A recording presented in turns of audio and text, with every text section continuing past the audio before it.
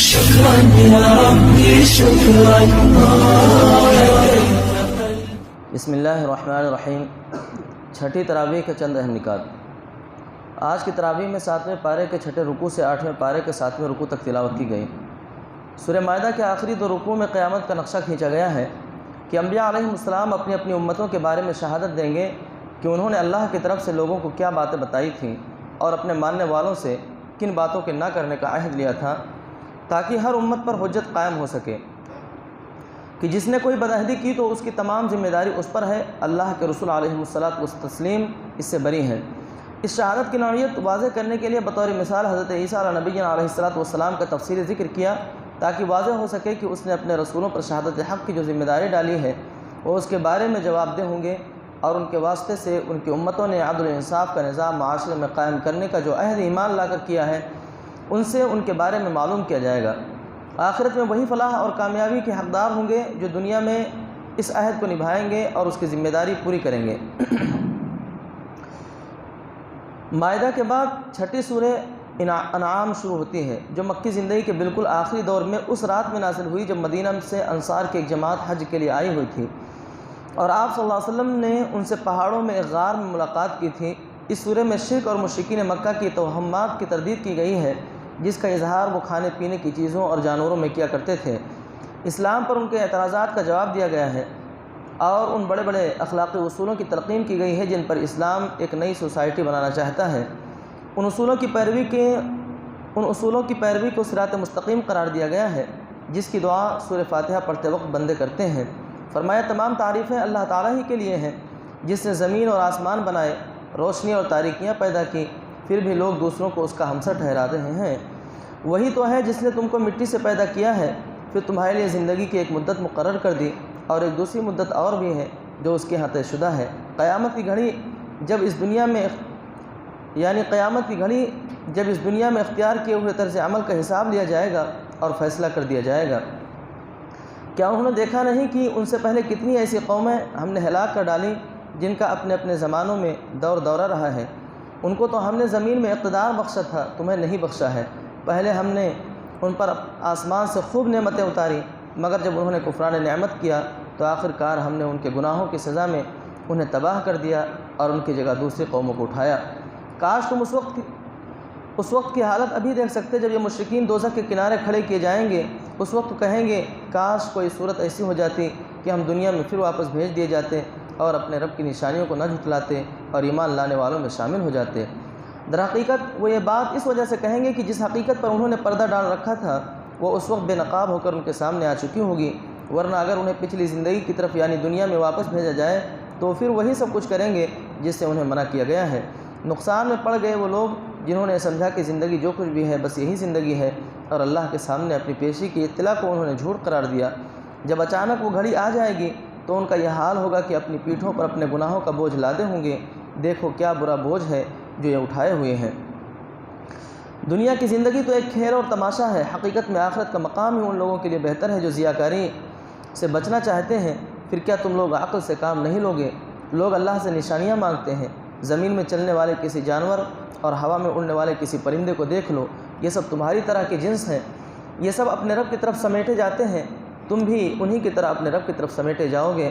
یعنی جس طرح دن بھر چرنے چگنے اور اڑتے رہنے کے باوجود شام کو یہ سب اپنے مقررہ وقت پر گھروں کو لوٹ آتے ہیں، اسی طرح تم بھی اپنی زندگی دنیا میں بسر کر کے اللہ ہی کی طرف لوٹ جاتے ہو جہاں تمہارا ہمیشہ ہمیشہ کا ٹھکانہ ہے. مگر جو لوگ ہماری نشانیوں کو جھٹلاتے ہیں وہ بہرے اور گونگے ہیں، تاریکیوں میں پڑے ہوئے ہیں. اے نبی کریم صلی اللہ علیہ وسلم ان سے پوچھو کبھی تم نے سوچا کہ اگر اللہ تعالیٰ تمہاری دیکھنے اور سننے کی طاقت تم سے چھین لے اور تمہارے دلوں پر مہر لگا دے تو اللہ کے سوا کون سا خدا ہے جو یہ قوتیں واپس دلا سکتا ہو؟ ہم نے جو رسول بھیجے ہیں اسی لیے تو بھیجے ہیں کہ وہ نیک کردار لوگوں کے لیے خوشخبری دینے والے اور بد کرداروں کے لیے ڈرانے والے ہوں. اے نبی کریم صلی اللہ علیہ وسلم ان سے کہیں میں تم سے یہ نہیں کہتا کہ میرے پاس اللہ کے خزانے ہیں، نہ میں غیب کا علم رکھتا ہوں اور نہ یہ کہتا ہوں کہ میں فرشتہ ہوں. میں تو صرف اس وحی کی پیروی کرتا ہوں جو مجھ پر نازل کی جاتی ہے. پھر ان سے پوچھو کیا اندھا اور آنکھوں والا دونوں برابر ہو سکتے ہیں؟ کیا تم اتنا غور نہیں کرتے؟ اے نبی کریم صلی اللہ علیہ وسلم جب تمہارے پاس وہ لوگ آئیں جو ہماری آیات پر ایمان لاتے ہیں تو ان سے کہو تم پر سلامتی ہے، تمہارے رب نے رحم و کرم کا شیوا اپنے اوپر لازم کر لیا ہے یا اس کا رحم و کرم ہی ہے کہ اگر تم میں سے کوئی نادانی کے ساتھ کوئی برائی کر بیٹھا ہو پھر اس کے بعد توبہ کرے اور اصلاح کر لے تو وہ اسے معاف فرما دیتا ہے اور نرمی سے کام لیتا ہے۔ شرک کی تردید میں حضرت ابراہیم علیہ السلام کا واقعہ بیان کیا گیا ہے کہ کس طرح انہوں نے ستارہ پرستی کی تردید کی۔ فرمایا جو چھپ جائے اور جو زوال پذیر ہو وہ کبھی خدا نہیں ہو سکتا، میرا خدا تو وہی ہے جس نے زمین و آسمان کو پیدا کیا اور میں شرک کرنے والوں میں سے نہیں ہوں۔ اللہ تعالیٰ نے ابراہیم علیہ السلام کے تذکرے کے بعد فرمایا نبوت کا سلسلہ کافی دراز ہے، ہم نے ابراہیم علیہ السلام کو اسحاق علیہ السلام اور یعقوب علیہ السلام جیسی اولاد دی اور ہر ایک کو راہ راست دکھائی۔ پہلے نوح علیہ السلام، پھر ان کی نسل سے داؤد، سلیمان، ایوب، یوسف، موسیٰ، ہارون، زکریا، یحییٰ، عیسیٰ، الیاس، اسماعیل، یسع، یونس، لوط علیہ السلام، ان سبوں کو اللہ نے ہدایت بخشی، انہیں نبوت سے سرفراز فرمایا، تمام دنیا والوں پر فضیلت دی، نیز ان کے آباء و اجداد، ان کے اولاد اور بھائی بندوں میں سے بہتوں کو نوازا، انہیں دین کے لیے چن لیا، سیدھے راستے کی طرف ان کی رہنمائی کی۔ اللہ یہ ہدایت اپنے جس بندے کو چاہتا ہے عنایت فرماتا ہے۔ مگر کفر و شرک اتنا بڑا گناہ ہے کہ اگر یہ مقرب بندے بھی اللہ کے ساتھ شرک کرتے تو ان کے سارے اعمال اکارت ہو جاتے، لہذا یہ کافر و مشرک لوگ اللہ کی اس ہدایت کو قبول کرنے سے انکار کرتے ہیں تو کر دیں، ہم نے اہل ایمان میں سے ایک ایسا گروہ پیدا کر دیا ہے جو اس نعمت کی قدر کرنے والا ہے۔ یہ تمام انبیاء علیہ السلام اللہ کی طرف سے ہدایت یافتہ تھے۔ اے نبی کریم صلی اللہ علیہ وسلم، آپ انہی کے راستے پر چلیے اور کہہ دیجئے میں تم سے کسی اجر کا طالب نہیں ہوں، یہ قرآن تو ایک نصیحت اور ہدایت ہے تمام دنیا والوں کے لیے۔ اے نبی کریم صلی اللہ علیہ وسلم کہہ دیجئے دیکھو تمہارے پاس تمہارے رب کی طرف سے بصیرت کی روشنیاں آ گئی ہیں، اب جو بینائی سے کام لے گا اپنا بھلا کرے گا اور جو اندھا بنے گا خود نقصان اٹھائے گا، میں تم پر کوئی پاسبان نہیں ہوں۔ مشرکین کے اپنے حلال و حرام قرار دیے ہوئے جانوروں اور توہمات کا ذکر کر کے ان کی بے عقلی کو واضح کیا اور جو کچھ اللہ تعالیٰ نے حرام اور حلال کیا ہے اسے بتایا اور اعلان کیا کہ اللہ نے تمہارے لیے زندگی کا کیا طریقہ اتارا ہے جس پر چلنا سیدھی راہ پر چلنا ہے۔ فرمایا اے نبی کریم صلی اللہ علیہ وسلم ان سے کہو آؤ میں تمہیں سناؤں تمہارے رب نے تمہیں کن باتوں کا پابند کیا ہے۔ نمبر 1، اللہ کے ساتھ کسی کو شریک نہ ٹھہراؤ۔ نمبر 2، والدین کے ساتھ نیک سلوک کرو۔ نمبر 3، اپنی اولاد کو مفلسی کے ڈر سے قتل نہ کرو، ہم تمہیں بھی روزی دیتے ہیں اور ان کو بھی دیں گے۔ نمبر 4، بے شرمی کی باتوں کے قریب بھی نہ جاؤ، خواہ وہ کھلی ہو یا چھپی۔ نمبر 5، کسی جان کو جسے اللہ نے محترم ٹھہرایا ہے ہلاک نہ کرو مگر حق کے ساتھ یعنی قانون کے مطابق۔ نمبر 6، یتیم کے مال کے قریب نہ جاؤ مگر ایسے طریقے سے جو بہترین ہے یہاں تک کہ وہ اس عمر کو پہنچ جائے کہ بھلے برے میں تمیز کرنے لگے۔ نمبر 7، ناپ تول میں پورا انصاف کرو، ہم ہر شخص پر ذمہ داری کا اتنا ہی بوجھ ڈالتے ہیں جو اس کے امکان میں ہو۔ نمبر 8، جب بات کہو انصاف کی کہو، خواہ معاملہ اپنے ہی رشتہ دار کا ہی کیوں نہ ہو۔ نمبر 9، اللہ کے عہد کو پورا کرو، ان باتوں کی ہدایت اللہ نے تمہیں کی ہے، ان باتوں کی ہدایت اللہ نے تمہیں کی ہے شاید کہ تم نصیحت قبول کرو، اور یہ بھی اس کی ہدایت ہے کہ یہی میرا سیدھا راستہ ہے لہذا تم اس پر چلو اور دوسرے راستوں پر نہ چلو، وہ تمہیں اس کے راستے سے ہٹا کر پراگندہ کر دیں گے۔ دانے اور گٹھلی کو پھاڑنے والا اللہ ہی ہے، وہی زندہ کو مردہ اور مردہ کو زندہ سے نکالتا ہے، سارے کام کرنے والا تو اللہ ہے، پھر تم کدھر بہہ کے جا رہے ہو۔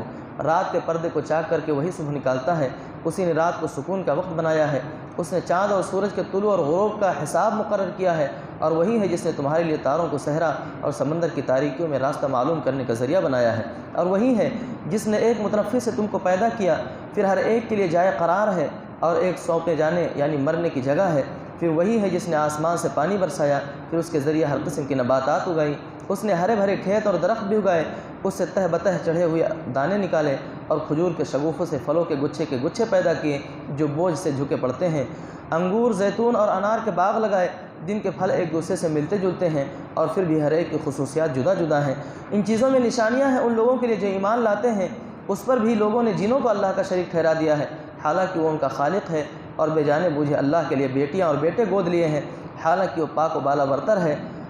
ان باتوں سے جو لوگ کہتے ہیں وہ تو آسمانوں اور زمین کا موجد ہے، اس کا کوئی بیٹا کیسے ہو سکتا ہے جبکہ اس کی کوئی شریک زندگی ہی نہیں ہے، اس نے ہر چیز کو پیدا کیا اور ہر چیز کا علم رکھتا ہے، یہ ہے اللہ تمہارا رب، کوئی خدا اس کے سوا نہیں، ہر چیز کا خالق، لہذا تم اس کی بندگی کرو، نگاہیں اس کو نہیں پا سکتی اور وہ نگاہوں کو پا لیتا ہے، وہ نہایت باریک بین اور باخبر ہے۔